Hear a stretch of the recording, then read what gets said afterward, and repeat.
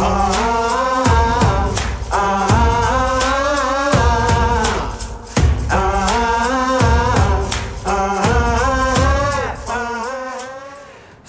ETL started about 11 years ago, and we were always known to be a third-party retailer on Amazon.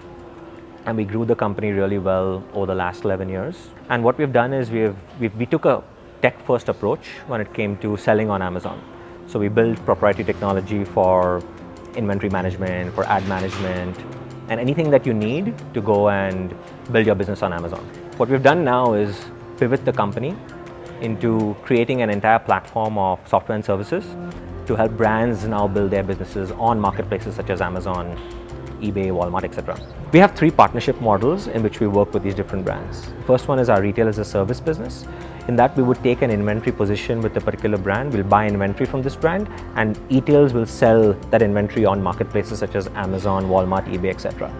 Second is our agency as a service, where we will serve as an extension of your brand and become your e-commerce division, where we will use our services and our software to help your brand sell their inventory online. And then thirdly, we have software as a service.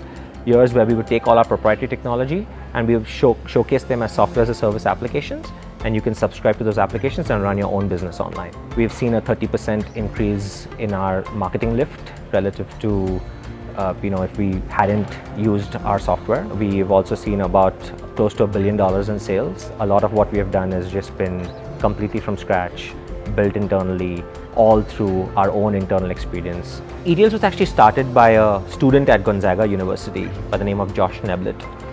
He was in a class with one of our very own Tom Simpson from the Spokane area, and they decided to start this company together at the time, which was known as Green Cupboards, and then that transitioned into ETLs.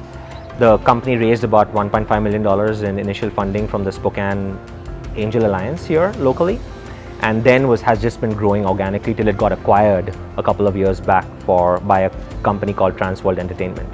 I moved from Seattle. I was there for over 10 years. I was hesitant at first, being a typical Seattleite, that maybe Spokane is not for me, coming from the big city.